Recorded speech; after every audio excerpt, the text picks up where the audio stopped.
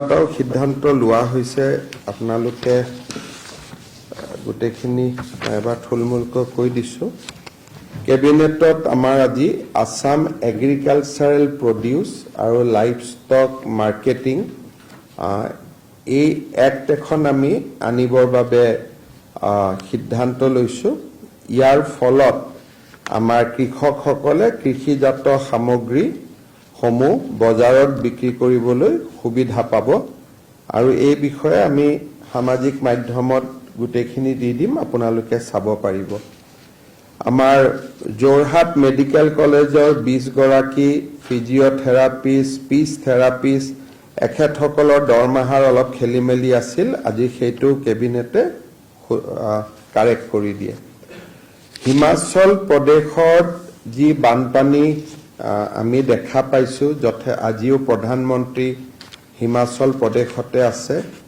আৰু বান সাহায্যৰ তেখেতে তদাৰকি কৰিছে তাৰ অৱস্থা খুবেই বেয়া হিমাচল প্ৰদেশৰ আমি হিমাচল প্ৰদেশ চৰকাৰক অসম চৰকাৰৰ হৈ 5 কোটি টকা আগবঢ়াম আমাৰ মন্ত্ৰী প্ৰশান্ত ফুকন ডাঙৰীয়া ইতিমধ্যে নতুন দিল্লীলৈ ৰাওনা হৈছে কেবিনেটে 5 কোটি টকা হিমাচল প্ৰদেশ চৰকাৰক আগবঢ়াবৰ বাবে বান সাহায্যৰ বাবে আগবঢ়াবৰ বাবে সিদ্ধান্ত লৈছে আজি আমাৰ কেবিনেটে এইবাৰৰ উচ্চতৰ মাধ্যমিক পৰীক্ষাত 80 নম্বৰ বা তাতোকৈ ততোধিক নম্বৰেৰে সৈতে উত্তীৰ্ণ হোৱা ছাত্ৰ ছাত্ৰীসকলক একোখনকৈ scooty Banikanta Kakati merit award হিচাপে দিবৰ বাবে সিদ্ধান্ত লৈছে 11250 গৰাকী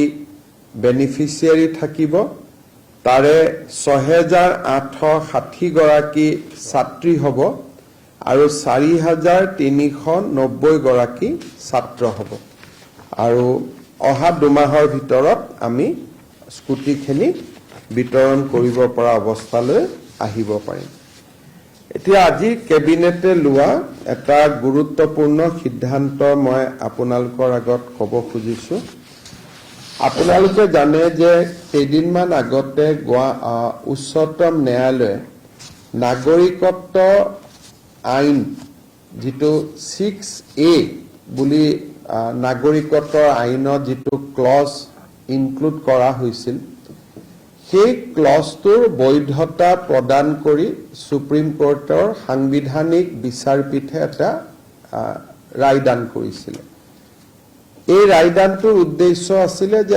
ভাৰতৰ আন ৰাজ্যত বিদেশী নাগৰিকৰ সময়সীমা 1951 কিন্তু অসম চুক্তিয়ে ইয়াক 1971 কৰে অসমৰ কিছু মানুহে ইয়াত আপত্তি কৰি উচ্চতম ন্যায়ালয়ত গোচৰ তৰিছিলে আৰু উচ্চতম ন্যায়ালয়ে অসমৰ বিশেষ পৰিস্থিতিত 1971ৰ সময়সীমাটো বৈধ বুলি ঘোষণা কৰিছিল আৰু আপোনালোকে জানে যে বিষয়টোত যেহেতু অসম চুক্তিয়ে 1971 বুলি কৈছিল উচ্চতম ন্যায়ালয়ে ইয়াক 71 বুলি ক'লে গতিকে সাধাৰণত অসমত ইয়াৰ বিশেষ প্ৰতিক্ৰিয়া নাছিলে কিন্তু সেই ৰায়দানটোতে এটা বিশেষ উল্লেখনীয় সুপ্ৰিম কোৰ্টে মন্তব্য কৰিছিল যে নাগৰিকত্ব আইনৰ 6A তাৰ মানে 1971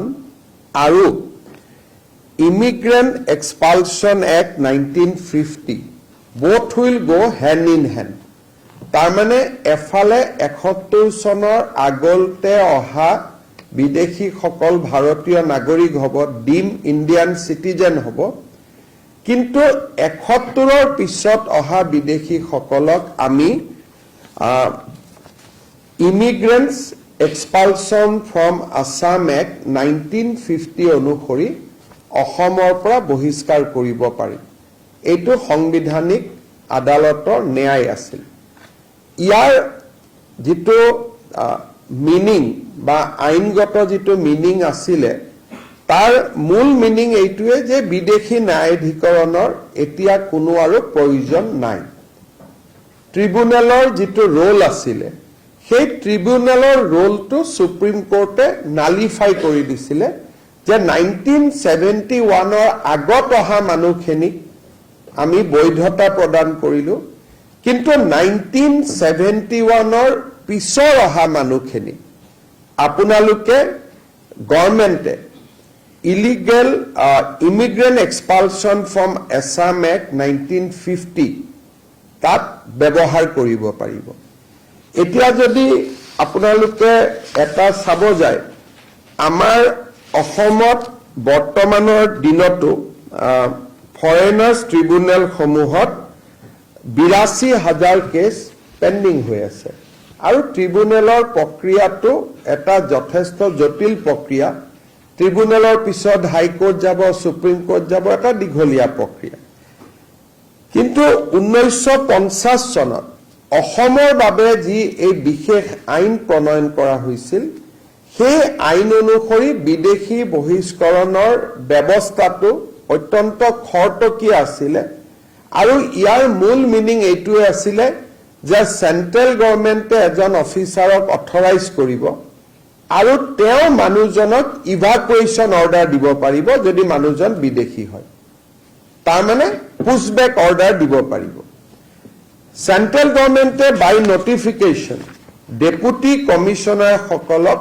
ডেজিগনেটেড অফিচাৰ বুলি ঘোষণা কৰিছে কিন্তু যেহেতু IMDT আহিলে কংগ্ৰেছ চৰকাৰ দিনত সোণোৱাল জাজমেণ্টত IMDT বাতিল হোৱাৰ পিছত কংগ্ৰেছ চৰকাৰে ট্ৰিবিউনেল লৈ আহিলে এই আইনখন কৰবাত নহয় কৰবাত পিছত পৰি গ'ল যিখন অসমৰ কাৰণে এখন বিশেষ আইন আছিল কিন্তু এই আইনখন কৰবাত নহয় কৰবাত পিছত পৰি গ'ল সাংবিধানিক বিচাৰপীঠে এই আইনখনৰ ৰিলেভেন্স বা প্ৰাসংগিকতাক আকৌ এবাৰ আমাৰ সন্মুখলৈকে লৈ আহিলে আজি আমাৰ কেবিনেটে এই আইনখন কেনেকৈ প্ৰয়োগ কৰিব লাগে তাৰ ওপৰত যিটো ষ্টেণ্ডাৰ্ড অপাৰেটিভ প্ৰচিডিউৰ হ'ব লাগে তাক আজি কেবিনেটে ইয়াক এটা প্ৰস্তুত কৰে আৰু এই ষ্টেণ্ডাৰ্ড অপাৰেটিং প্ৰচিডিউৰ মতে যদি ডিচিক কোনোবাই জনায় যে মানুহজন বিদেশী বুলি বা বৰ্ডাৰ পুলিচে জনায় যে মানুহজন বিদেশী বুলি বা অন্যান্য সোৰ্সৰ পৰা যদি আমি গম পাওঁ যে মানুহজন বিদেশী বুলি ডিচিয়ে সেই মানুহজনক 10 দিনৰ সময় দি এখন নোটিছ দিব he will give a notice to the person to prove his citizenship within a period of 10 days আৰু 10 দিনৰ ভিতৰত যদি তেওঁ যি নথি পত্ৰ দিয়ে তাত যদি ডিসি সন্তুষ্ট নহয় on the day of 10th তেওঁক ইভাকুৱেশ্যন অৰ্ডাৰ পাছ কৰিব দিছে যে এই মানুহজনক পুছবেক কৰিব লাগে ভাৰতৰ পৰা আৰু লগে লগে এই মানুহজনক আমি হোল্ডিং সেন্টাৰলৈকে লৈ যাম আৰু হোল্ডিং সেন্টাৰৰ পৰা যি ধৰণে সময়সূচী ওলাই BSF এ তেওঁক বাংলাদেশলৈকে বা পাকিস্তানলৈকে পুছবেক কৰিব সো আজি এই SOP খন কেবিনেটে অনুমোদন দিয়ে তাৰমানে এজন মানুহৰ বিচাৰ 10 দিনৰ ভিতৰত সম্পূৰ্ণ হৈ যাব whether he is foreigner or not foreigners কোনো ট্ৰিবিউনেলে সিদ্ধান্ত নলয় ডিচিয়ে সিদ্ধান্ত লব ডেপুটি কমিশনাৰে সিদ্ধান্ত লব and decision will be taken within 10 days যদি এই মানুহজন 12 ঘণ্টা হৈছে অসমত সোমোৱা তেতিয়াহলে চকজু কৰিব নালাগে তেওঁ ডাইৰেক্টলি পুছবেক অৰ্ডাৰ দিব পাৰিব ইফ ফ্ৰেছ ধৰক আজি ৰাতি সোমাইছে আমি আজি ৰাতি উইদিন 12 ঘণ্টাত আমি ধৰিছো তেতিয়ালে 10 দিনৰ নোটিছখনো দিব নালাগে তেওঁক লগে লগে আমি পুছবেক কৰিব পাৰিম আজি কেবিনেটে বিদেশী বহিষ্কাৰৰ ক্ষেত্ৰত এটা ঐতিহাসিক সিদ্ধান্ত গ্ৰহণ কৰে সুপ্ৰিম কোৰ্টৰ সাংবিধানিক ন্যায়ালয়ৰ জাজমেণ্টৰ ওপৰত ভিত্তি কৰি আজি কেবিনেটে অসমত প্ৰথমবাৰৰ বাবে ট্ৰিবিউনেলৰ ব্যৱস্থাটোক বাইপাছ কৰি আমি ইমিগ্ৰেণ্টছ এক্সপালছন ফ্ৰম আছাম এক্ট 1950 আমি ব্যৱহাৰৰ বাবে সিদ্ধান্ত লৈছো ইয়াৰ ফলত বিদেশী বহিষ্কৰণৰ প্ৰক্ৰিয়াটো ক্ষিপ্ৰ হ'ব, তড়িৎ গতিত কৰিব পৰা হ'ব। এজন মানুহক বিদেশী বুলি বৰ্ডাৰ পুলিচে সন্মুখলৈকে লৈ অহাৰ পিছত ডিচি আৰু ডিচি মানে এডিচিও, ডিচি অৰ এডিচি তেওঁলোকে 10 দিনৰ ভিতৰত সিদ্ধান্ত দিব পাৰিব। সিদ্ধান্ত দিয়াৰ পিছত আমি কোনো এম্বেচিক যোগাযোগ কৰিব নালাগে, আমি ডিৰেক্টলি তেওঁক ইভাকুৱেশ্যন কৰিব পাৰিম। We will be able to evacuate them from Assam. আৰু of course আমি নোৱাৰো BSF এ কৰিব, কিন্তু BSF ক আমি গতাই দিম for next step, to take the next step of evacuating from Assam. এই সিদ্ধান্তটো এটা মই ভাবো যে ঐতিহাসিক সিদ্ধান্ত আজি অসম কেবিনেটৰ, আৰু এই সিদ্ধান্তই বিদেশী নাগৰিক বহিষ্কাৰৰ প্ৰক্ৰিয়াটো খুব তৎকালীনভাৱে নিষ্পত্তি কৰাত সহায় কৰিব।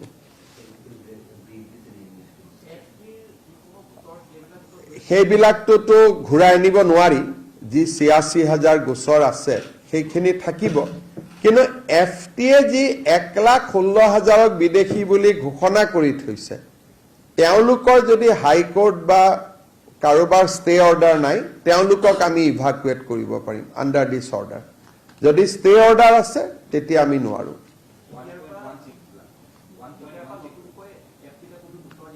এতিয়া আমি আৰু FT লৈ নতুনকৈ একো গোচৰ নিদিওঁ। আমি 10 দিনৰ ভিতৰত তেওঁক ডিচিৰ ওচৰত প্ৰমাণ দিবৰ কাৰণে দিম। গতিকে ডিচিয়ে যি সিদ্ধান্ত ল'ব সেইটোৱে আমি মান্যতা হ'ব। য'ত কনফিউজিং কেছ আছে, ডিচি সিদ্ধান্তত আহিব নোৱাৰিব, সিহে FT লৈকে যাব। এনেকুৱা নহয় যে ডিচিৰ ওচৰত আহিলে ডিচিক 3খন কাগজ দেখুৱালে ডিচি কনফিউজ হৈ গ'ল, যে প্ৰাইমা ফেচি তেওঁ বিদেশী হয় নে নহয় ডিচিৰ ডাউট হ'ল, তেতিয়া তেওঁ ট্ৰিব্যুনেলত পঠাব। ট্ৰিব্যুনেল ব্যৱস্থাটো সম্পূৰ্ণ নিৰস নহয়।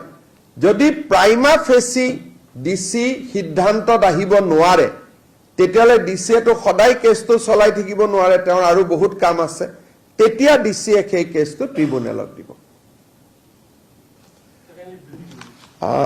While upholding clause section 6A of Citizenship Amendment Act, Supreme Court, through the constitutional bench, has clearly indicated that the government of Assam is free to use the Immigrant Expulsion from Assam Act 1950 to detect and deport foreigners. Under this act, the Deputy Commissioner is empowered by the central government to evacuate any person who is, in the view of Deputy Commissioner, is considered to be a foreigner. Today, State Cabinet has come out with a standard operative procedure to implement the act in letter and spirit. Under the new SOP, Deputy Commissioner will give 10 days time to the suspected person to prove his citizenship. If Deputy Commissioner, after 10 days hearing the person, come to the conclusion, prima facie come to the strong conclusion that the person is a foreigner, then he will immediately pass a order of evacuation. The foreigners will be immediately evacuated or will be pushed back from Assam. However, if Deputy Commissioner could not come, is not able to come to a proper conclusion, then the matter will be referred to the Foreigners Tribunal for further hearing.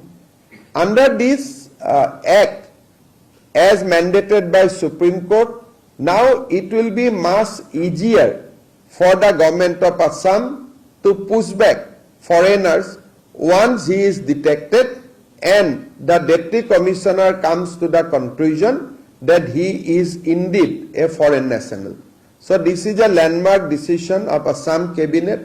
Never before we have attempted this act. Now, as Supreme Court has clearly mandated, we are going to implement this act letter and spirit. Since Assam has a tribunal to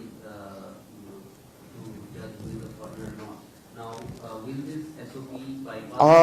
Because Supreme Court has mandated implementation of the Immigrant Expulsion Act, Expulsion from Assam Act 1950. This act gives power to Deputy Commissioner, not to the tribunal. So any action which will be taken under this act will not be referred to the tribunal. But if DC become confused and he could not come to a conclusive opinion whether this person is foreigners or not, then of course matter will be referred to the tribunal. Also, are you putting any cut-off date from where this SOP is going to be implemented, given the fact that there are pending cases in the tribunal? Pending cases will not come back to the DC, but any person who entered post 1971 can now be produced before the Deputy Commissioner. So cut-off date is 71. So it means a new case which is not with the tribunal. Any case which is a new case, not under the proceeding of the tribunal, will come to the DC now. We are not going to refer any more cases to tribunal from henceforth. It will go to the DC. DC will hear, and if DC develop a doubt that whether he is a foreigner or not, those cases will go to the tribunal. But where DC will develop or will have a conclusive opinion that this guy is from Bangladesh or Pakistan, then he will be pushed back immediately.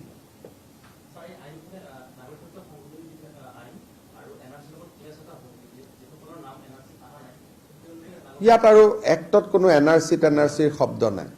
এনআৰচিত থাকিলেও যাব নাথাকিলেও যাব। এইখন আইনৰ লগত এনআৰচিৰ কোনো ৰেফাৰেন্সো নাই, এনআৰচিৰ কোনো সম্বন্ধও নাই। আৰু উচ্চতম ন্যায়ালয়ে ইতিমধ্যে কৈছে এনআৰচিত নাম থাকিলেও নাথাকিলেও বিদেশীয়ে যদি বিদেশী বুলি প্ৰুভ হয় তেওঁ যাব লাগিব। সুপ্ৰিম কোৰ্টে কেইদিনমান আগত আৰু এটা জাজমেণ্ট দিছে যে এনআৰচিত নাম থকা মানেই তেওঁ স্বদেশী নহয়। মেবি তেওঁৰ ক্লেইম এটা হ'ব মোৰ এনআৰচিত নাম আছে, কিন্তু গভৰ্ণমেণ্টে যদি প্ৰুভ কৰিব পাৰে যে তেওঁ এনআৰচিত নাম থাকিলেও এওঁ বিদেশী, এনআৰচিত নাম সোমোৱাটোৱে ভুল আছিল, বেলেগ বাপেকৰ নাম নিজৰ বাপেক বুলি কৈছিলে, তেতিয়া সুপ্ৰিম কোৰ্টে আৰু এটা জাজমেণ্ট কেইদিনমান আগতে দিছে যে এনআৰচিখন তেওঁৰ ছেফগাৰ্ড নহয়। এনআৰচিত নাম থকা মানেই তেওঁ 100% ভাৰতীয় নুবুজায়। এইটো আৰু এটা বেলেগ এটা জাজমেণ্ট। কিন্তু এইখন এক্টত এনআৰচি চোৱা নোচোৱা কোনো কথা নাই, ডিচিয়ে যি সিদ্ধান্ত ল'ব সেইটোৱে ফাইনেল। আপোনালোকে এখন পঢ়ি ল'ব, অনলি 1 পেজৰ এক্ট হয়, মাত্ৰ 6টা ক্লজ আছে। তাত ক্লজ এটাই যে ডিচিয়ে যাকে ফৰেনাৰ্ছ বুলি ভাবে তাকে পুছবেক কৰিব পাৰে। Do you think that this SOP that you have adopted now is going to take forward Assam's push in terms of the pushback which is already been followed in the state? We have pushed back almost 30,000 foreigners by now. So I think the pushback data has reached to 30,128. In how many years? This is a data, I am not dividing it into years. The total pushback from Assam so far is 30,126. Since 71? No. These are all recent data. So you don't, this is a data, I am not giving any year. For it is a data since we are implementing this. So now this data can be 10 years, 5 years, 2 years, 6 months, 2 months. This is a data. Where from I have not collected that, but in next press conference I can share with you. So far pushback from Assam is 30,128. But after this adoption of SOP, the number will be increased significantly. আজি এটা কেবিনেটে approve কৰি দিছে, কালি মাইনুটছখন সহি কৰিম, পৰখি notification ওলাব বা চৌথা দিনা ওলাব। Another 7 days, 3 days, 4 days, law ডিপাৰ্টমেণ্টত যাব, এবাৰ ভেটিং কৰিব। যিখিনি সময় লাগে আৰু কেবিনেটে এপ্ৰুভেল কৰাৰ পিছত অৰ্ডাৰ এখন ওলাওঁতে 6 দিন 7 দিন লাগে, সিমান দিন। এছঅপিখন এতিয়া মই টুইটাৰত দিয়ে দিম, তাৰ কণ্ডিশ্যন এইখিনিয়ে মই যিটো দিছোঁ, যিখিনি একদম simple thing. Identification of illegal foreigner. If the district commissioner receives some information from the police or any other sources that the person is suspected to be an illegal immigrant, he will direct the person to produce evidence of his citizenship within 10 days. If the district commissioner finds that the evidence submitted by the suspected illegal immigrant is not enough satisfactory to prove his citizenship of India, he will record his opinion in writing, identifying the person to be an illegal immigrant, which shall consist of a concise statement of facts and finding thereof with reason. Then he will issue expulsion order. এখনতো supreme কোৰ্টে আইন বনাই দিছে, আমি supreme কোৰ্টৰ মতেহে কৰিছো। আৰু সৰু সুৰা supreme court নহয়, সাংবিধানিক বিচাৰপীঠ 6 জন বিচাৰাধিপতি ন্যায়াধীশে একে লগ হৈ দিয়া জাজমেণ্টটোহে আমি ইমপ্লিমেণ্ট কৰিছো। আমাৰ নিজৰ অৰ্ডাৰটো নহয়, এখন সংসদত হোৱা এখন আইন। সৰ্বানন্দ সোণোৱাল গোচৰতে কৈছিল যে ট্ৰিব্যুনেল নাই, এতিয়া আপোনালোকে এইখন আইন মতে বহিষ্কাৰ কৰিব পাৰে। কিন্তু লগে লগে সেন্ট্ৰেল গভৰ্ণমেণ্টে ফৰেনাৰ্ছ ট্ৰিব্যুনেলখন লৈ আহিলে। সেইকাৰণে আমাৰ সেই জাজমেণ্টৰ এফেক্টখিনি কংগ্ৰেছে তেতিয়া নালিফাই কৰি দিলে। কোনেও গমো নাপালে তৰুণ গগৈ চৰকাৰৰ দিনত খুব সুন্দৰ কৰি ট্ৰিব্যুনেলৰ ব্যৱস্থাটো আকৌ লৈ অহা হ'ল। ট্ৰিব্যুনেলটো সুপ্ৰিম কোৰ্টে নোহোৱা কৰি দিলে, IMDT নোহোৱা কৰি দিলে, ফৰেনাৰ্ছ ট্ৰিব্যুনেল বুলি সেন্ট্ৰেল গভৰ্ণমেণ্টে ৰুলটো এমেণ্ড কৰি ট্ৰিব্যুনেলখন লৈ আহিলে। তাৰমানে ট্ৰিব্যুনেলৰ ব্যৱস্থাটো চলি থাকিলে। এইবাৰ সুপ্ৰিম কোৰ্টে ফাইনেলি ক'লে যে অসম চৰকাৰে ট্ৰিব্যুনেলৰ যাব নালাগে বুলি কোৱা নাই, অসম চৰকাৰে এই আইনখন ব্যৱহাৰ কৰিব পাৰে। জাষ্টিছ সূৰ্যকান্তৰ দিয়া এটা judgement on behalf of the majority.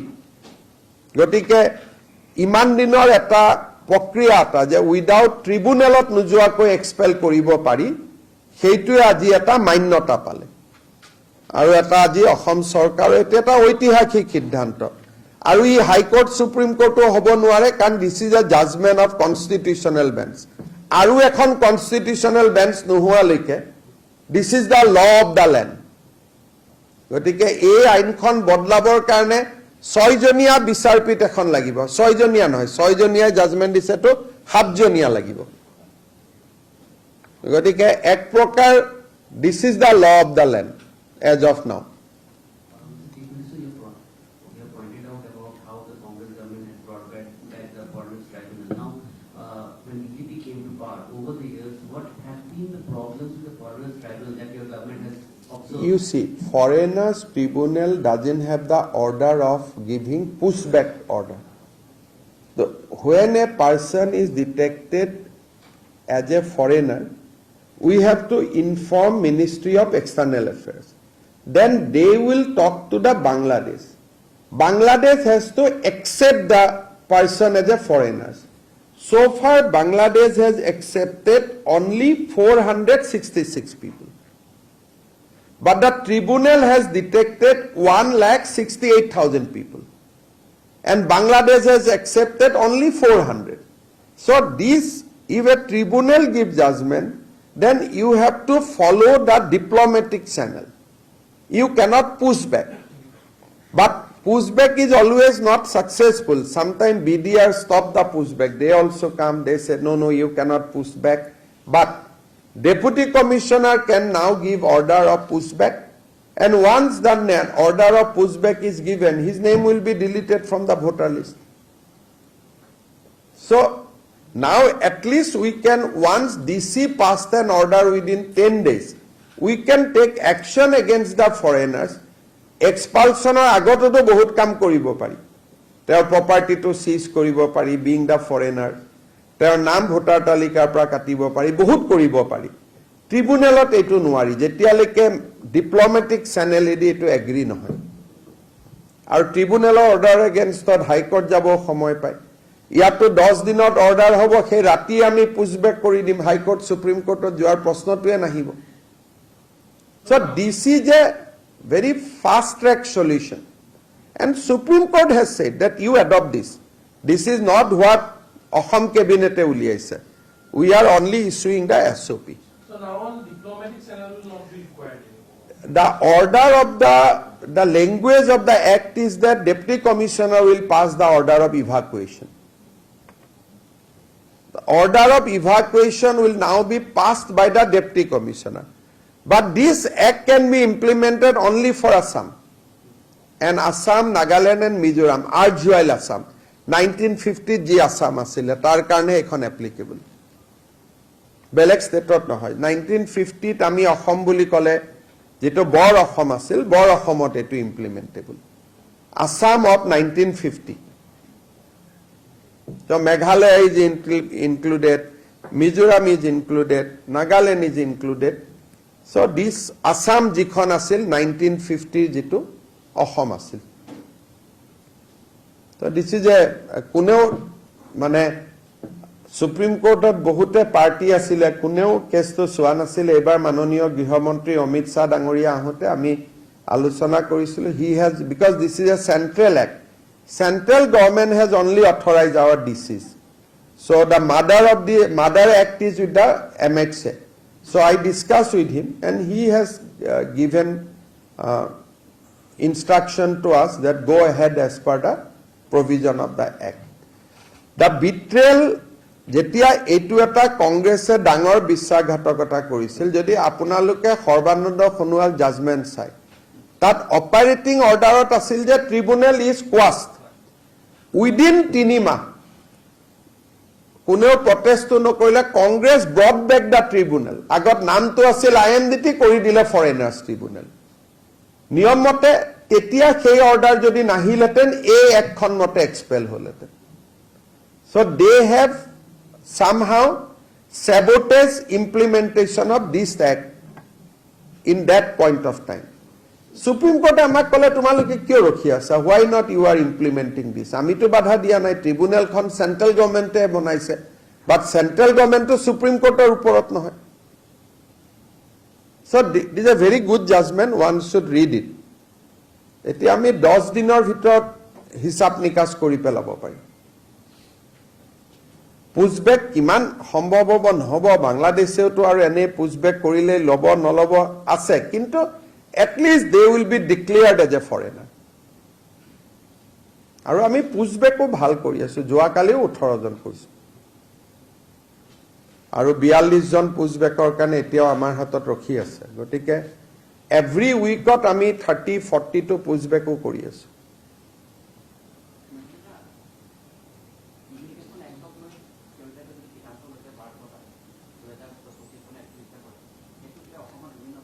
হেতু লইতো 12 জনৰ কাৰণে আৰু কি কমেন্ট দিব এপ্লাই কৰিছে 12 জন আপোনালোকে এটা কথা বুজি চাব যে অসমৰ বঙালী হিন্দু মানুহ 1971 ৰ আগত অহা নহলে সুবিধা পাই তেওঁলোকে কি এপ্লাই কৰা নাই সিএ খনটো আজি আইন হয় দেশৰ আইন হয় দেশৰ আইন হোৱা সত্ত্বেও 12 জন বঙালী মানুহে এপ্লাই কৰিছে তার মানে কি যে বঙালী মানুখেনি মনত কনফিডেন্স আছে যে আমি ভাৰতীয় আমি কি এপ্লাই কৰিম গটিকে বিতৰ্কটোৱে প্ৰাসংগিক নহয় যদি তেওঁলোকে ভয় খালেহেঁতেন তেওঁলোকে তো সিএত আবেদন কৰিলেহেঁতেন সিএত আবেদনে 12 জন হৈছে আন্দোলন কৰা মানুহ 500 জন বিদেশী বুলি এপ্লাই কৰা মানুহ 12 জন এটা গুটেটো ম্যাথমেটিক্সটোৱে নিমিলে নহয় গটিকে ভাৰতৰ আন জাগাত এই আইনখন সিএৰ প্ৰাসংগিকতা আছে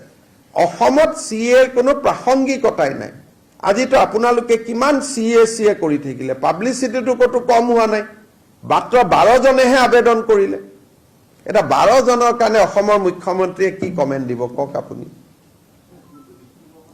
ভিত্তি বৰ্ষ লাগিলে 2016 কৰক বা 24 কৰক 50 কৰক আবেদনটো আহিব লাগিব এতিয়া 24 ভিত্তি বৰ্ষ কৰাৰ পিছত এখনো আবেদন আহিছে নেকি মইতো সকলোকে কৈছো সমা অপেক্ষা কৰক যদি আবেদন আহে আমি বহি কথা পাতিম আবেদনে অহা নাই তাৰমানে অসমৰ বঙালী মানুহখিনি অহাৰ হিষ্ট্ৰীটো আপোনালোকে জানিব লাগিব তেওঁলোকে 71 ৰ আগতে ইয়াতে ৰিফিউজি কেম্পত আহিছিল আৰু অসম চুক্তিয়ে এই মানুহখিনিক ভাৰতীয় স্বীকৃতি দিয়ে তেওঁলোকক সিএৰ প্ৰয়োজনে নাই সিএৰ প্ৰয়োজন থাকিলেহে আমি আলোচনা কৰিম আমিতো এডভাৰটাইজও কৰিছো যে কোনে কোনে সিএত আবেদন কৰে কৰক বুলি কোনেও নকৰে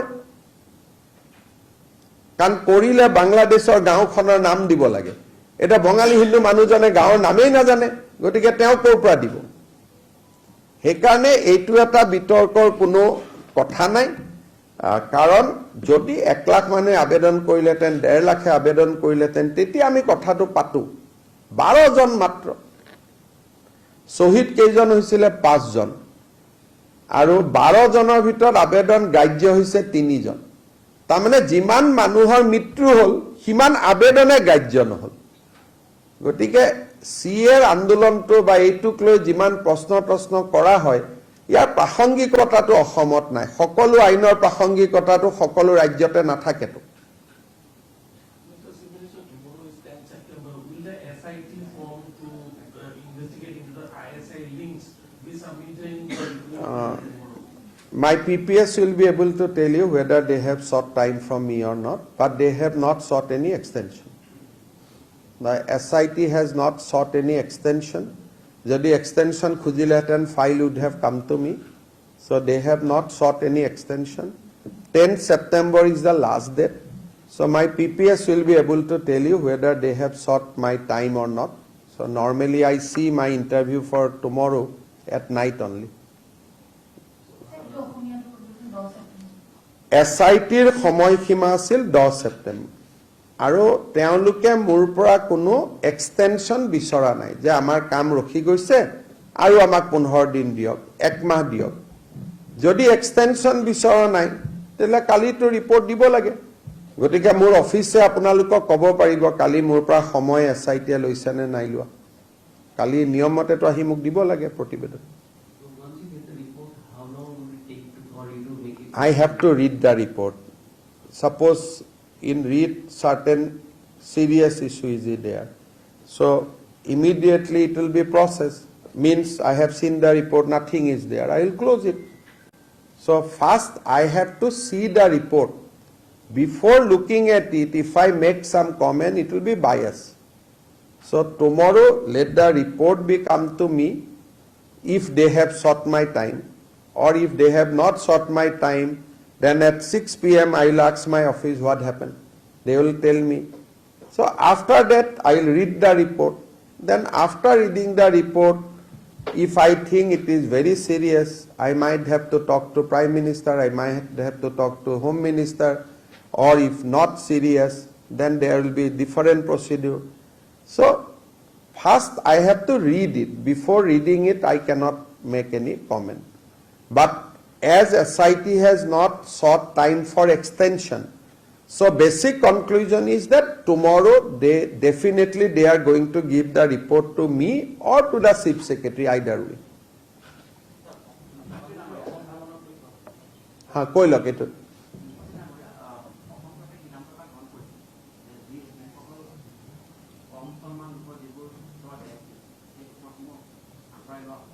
Kot koisu moi?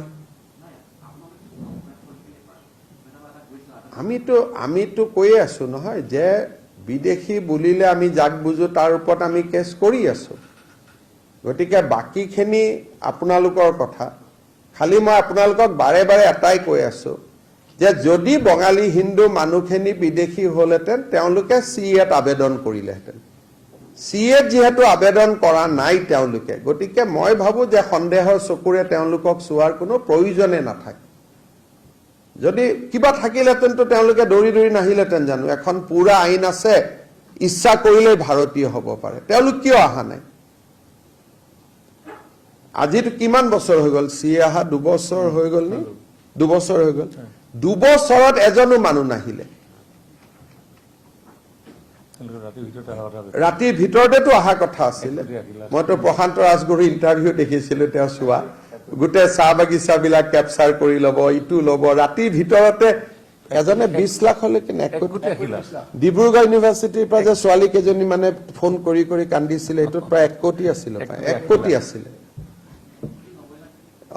গতিকে এতিয়া 12 জন হোৱা নাই, বঢ়াই দিলে 1 কোটি 90 লাখ।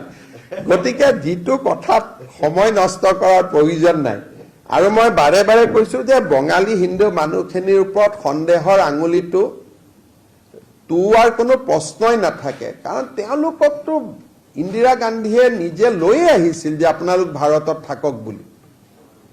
আৰু যেতিয়া আমি বাংলাদেশ স্বাধীন কৰিলোঁ ইন্দিৰা গান্ধীয়েতো কতো লিখা নাছিল যে এইখিনি মানুহক আমি ঘূৰাই পঠাম বুলি এই মানুহখিনি ময়ো প্ৰথমতে ভাবিছিলোঁ দুই এজন পিছত আহো আছে নেকি ইমান বিজেপিয়ে ফৰ্মো ছপাই দিছিলে যে কোনোবা যদি আছে অন্তত চেষ্টা কৰক আহক বুলি অসমত নহয় পশ্চিমবংগত কোনেও আবেদন নাই কৰা সিয়ে তাৰ মানে কি যে মানুহখিনি কনভিন্স মই এটা সৰু আপোনালোকক উদাহৰণ দিম দুলাল নাথ বুলি এজন বেংগলী হিন্দু মানুহ আছে তেওঁ কোৰ্টে ক'লে যে তেওঁ বাংলাদেশী ট্ৰিব্যুনেলে আমি তেওঁ ক'লো তই জেলত থাকাকৈ সিয়েত এখন আবেদন কৰি দে তই নাগৰিকত্ব পাই যাবি তেওঁ ক'লে মই আহিছো ৭১ত মই কিয় চহী কৰিম আজিও বিদেশী চাপটোলৈ তেওঁ ঘূৰি আছে কিন্তু তেওঁ চহী নামাৰে যে মই যেতিয়া আহিছো ৭১ত মই কিয় মই এটা ক'ৰ পৰা জানিম বাংলাদেশৰ কোন গাঁও আছে মোৰ দেউতা মৰি গ'ল মইতো বাংলাদেশৰ গাঁৱৰ নামেই নাজানো এটা মই ফৰ্মখনত কেনেকে লিখিম বাংলাদেশৰ গাঁৱৰ নামটো এই ফৰ্মখনো সিয়েৰ কমপ্লিকেটেড হয় তাত বাংলাদেশৰ গাঁৱৰ নামটো লিখিব লাগিব সেইকাৰণে মই ভাবো যে বেংগলী হিন্দু মানুহখিনি 2 বছৰ হ'ল সিয়েত এখনো আবেদন কৰা নাই তাৰ মানে বুজা যায় যে তেওঁলোকৰ বিশ্বাস আছে যে তেওঁলোক ভাৰতীয় বুলি সেইকাৰণে আমি এটোলৈ অযথা বিতৰ্ক কৰি লাভ নাই কিন্তু যদি 1 লাখ 1.5 লাখে আবেদন কৰে আমি নিশ্চয় কথা পাতিম Many people from Assam regularly goes to Nepal for treatment. Given that the situation in Nepal is very alarming since yesterday, are you going to set up you do not ask me certain developing question because these are questions to be answered by the MEA. These are very developing situation. One of my comment can create even it might put our Indian people at risk. So I think we should refrain from commenting on a developing situation. প্ৰধানমন্ত্ৰী ডাঙৰীয়াৰ আপোনালোকে জানে যে তেখেতে 13 তাৰিখ 4:20 বজাত বিমানবন্দৰত আহি উপস্থিত হ'ব 5:15 তেখেতে ভূপেন হাজৰিকা ডাঙৰীয়াৰ ভাৰতৰত্ন ভূপেন হাজৰিকাৰ জন্ম শতবাৰ্ষিকী অনুষ্ঠানত যোগদান কৰিব এই অনুষ্ঠান 1 ঘণ্টা 15 মিনিটৰ হ'ব আৰু এই অনুষ্ঠানৰ হাইলাইটস হৈছে প্ৰায় 1200তকৈও অধিক শিল্পীয়ে 18 মিনিট ভূপেন হাজৰিকা ডাঙৰীয়াৰ বিভিন্ন 14টা গান তেওঁলোকে একেলগে গাব অলপ পেৰাগ্ৰাফ আৰু অনুষ্ঠানটো খুব আকৰ্ষণীয় হ'ব সেই অনুষ্ঠানতে ভূপেন হাজৰিকাৰ এখন বায়োগ্ৰাফি আমি উদ্বোধন কৰিম যিখন ভাৰতৰ সকলো ভাষাতে অনুবাদিত হ'ব আৰু এই বায়োগ্ৰাফিখন অসমৰ 20 লাখ মানুহলৈকে পৰিয়াললৈকেও আমি প্ৰেৰণ কৰিম ৰিজাৰ্ভ বেংক অফ ইণ্ডিয়াই ভূপেন হাজৰিকাৰ প্ৰতিচ্ছবিৰে সৈতে 100 টকীয়া এটা 100 টকা 10 টকীয়া 100 টকীয়া পায় না 100 rupeesৰ এটা কইন উলিয়াইছে মই অলপমান কাৰেক্টেড ষ্টেণ্ড কাৰেক্টেড 10 টকীয়া হ'ব পাৰে 100 টকীয়া হ'ব পাৰে মই যাতে ভুল ন দিবেদি থোৰা চেক কৰকে বাতান ভূপেন হাজৰিকা ডাঙৰীয়াৰ প্ৰতিচ্ছবিৰে সৈতে তেওঁলোকে প্ৰকাশ কৰিছে ইতিমধ্যে মিনিষ্ট্ৰি অফ ফাইনেন্সে তাক নটিফাই কৰিছে এই মুদ্ৰাটো প্ৰধানমন্ত্ৰী ডাঙৰীয়াই উদ্বোধন কৰিব 1 ঘণ্টা 15 মিনিটৰ অনুষ্ঠান সামৰি 1 নম্বৰ গেষ্ট হাউচত প্ৰধানমন্ত্ৰীয়ে নিশা কটাব 14 তাৰিখে 11 বজাত তেখেত মঙ্গলদৈত উপস্থিত হ'ব মঙ্গলদৈত তেখেতে Darrang medical college nursing college আৰু জিএনএম স্কুলৰ আধাৰশিলা স্থাপন কৰিব 567 crores তাতে তেওঁ নাৰেংগী আৰু কুৰুৱাৰ মাজত ব্ৰহ্মপুত্ৰৰ নতুন দলঙৰ আধাৰশিলা স্থাপন কৰিব প্ৰায় 1200 কোটি টকা গুৱাহাটী ৰিং ৰোড যিটো ৰিং ৰোডে নাৰেংগীৰ পৰা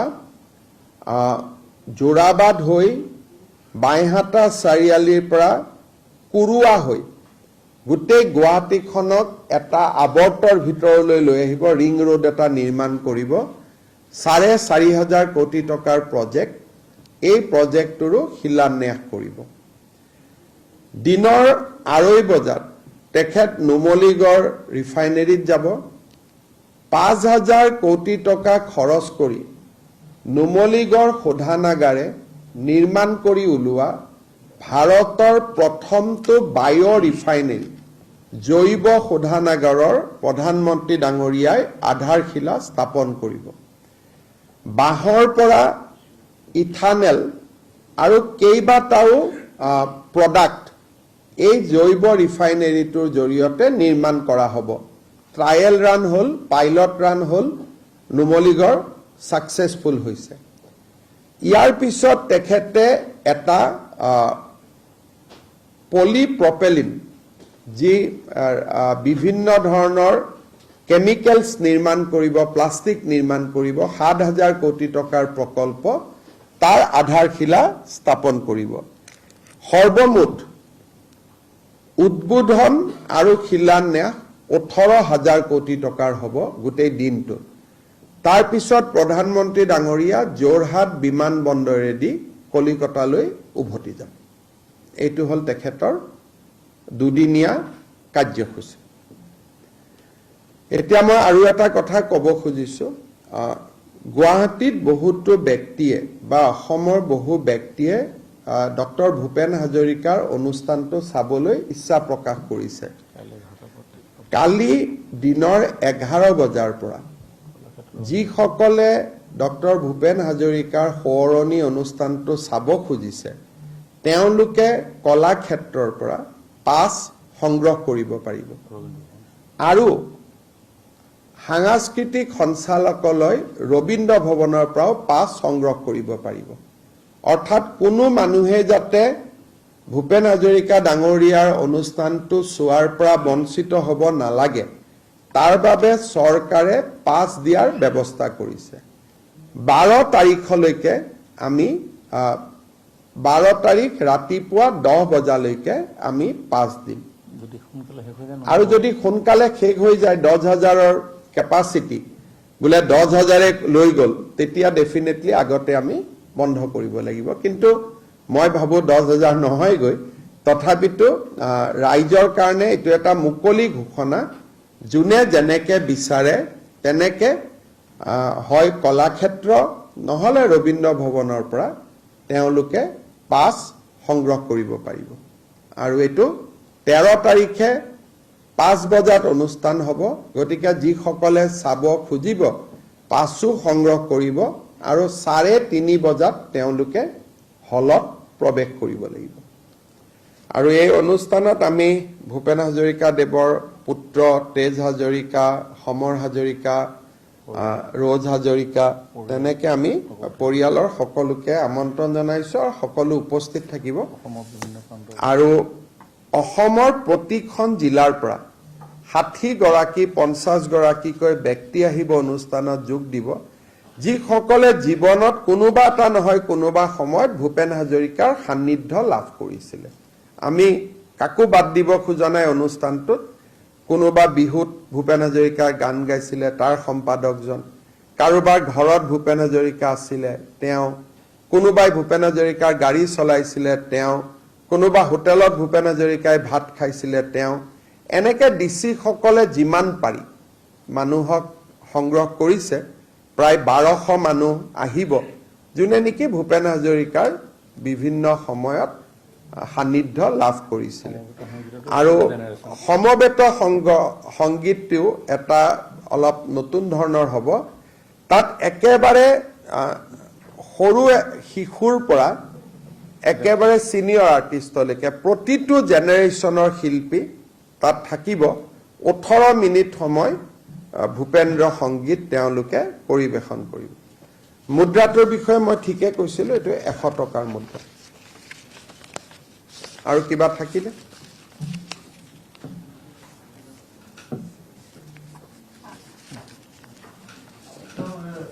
राहुल गांधी के बाद दुकान फिर एटम बम अभी हाइड्रोजन बम लेके आ रहे हैं। देखिए, काल पूरा असम प्रदेश ने भूपेन हजारिका का बर्थ सेंटिनरी ऑब्जर्व किया। प्रधानमंत्री जी ने इनका ऊपर लेख भी लिखा। गृह मंत्री अमित शाह जी से लेकर हमारे पार्टी के अध्यक्ष जेपी नड्डा तक सबों ने भूपेन हजारिका का जो कंट्रीब्यूशन है, इस कंट्रीब्यूशन को एक्नॉलेज भी किया, याद भी किया। लेकिन राहुल गांधी में पहले नहीं बोलते थे, लेकिन अभी Rahul Gandhi leader of opposition है। He is holding a constitutional post. Rahul Gandhi ने एक शब्द भी भूपेन हजारिका जी का बारे में नहीं लिखा। ये अत्यंत खेद का बात है। सारे लोगों ने कुछ ना कुछ लिखे, लेकिन Rahul Gandhi being the leader of opposition, Rahul गांधीये एटा शब्द भूपेन हजारिकार नामत जोवाकाली निलिखिले और भूपेन हजारिकार स्मरणो नकरिले। यदि राहुल गांधी एमपी एजन हलतेन मैं ये विषय उल्लेखो नकरिलेतेन, किन्तु विरोधी दलपति भूपेन हजारिकाक बीजेपीये रुमंथन करिब एनेकुवा নহয়। नन पलिटिकल और सकलोरे भूपेन दा। राहुल गांधी बीइंग द विरोधी दलपति तेखेते भूपेन हजारिकाक स्मरण नकरातो अहोमर राइज अत्यंत दुखित और क्षोभित। गतिके मैं अहोमर राइजर फिलिंग्सटो आपनालोকক कलो। बाकी वो हाइड्रोजन बम में लाके न्यूक्लियर लेके हमारा कुछ फर्क पड़ने वाला उसमें नहीं है। वो एक कार्टून है, कार्टून ही बना रहेगा।